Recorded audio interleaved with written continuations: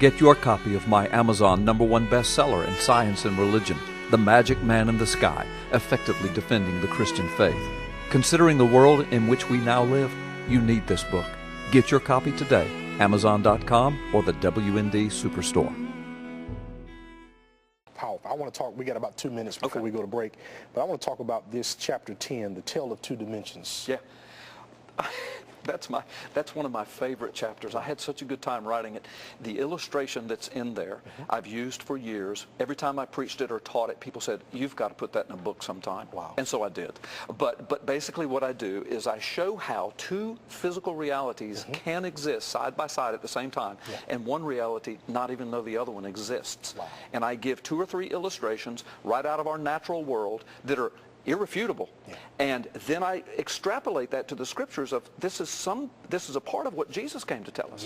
The kingdom of God is real. It's not just some wisp floating on a cloud playing a harp.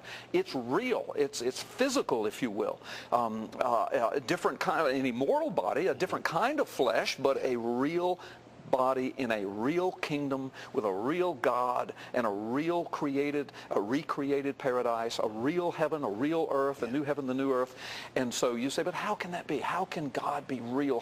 If I can't touch him, feel him, see him, then he can't be real. Well, an ant doesn't know you and I exist.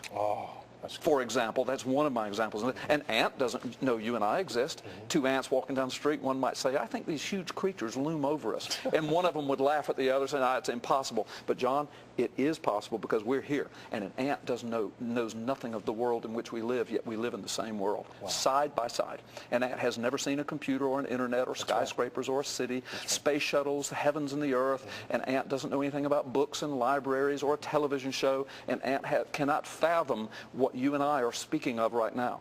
Yes, we are real, they are real, we're side by side in the same physical reality, coexisting, and one has no idea that the other one even exists. That's why that chapter is called A Tale of Two Dimensions.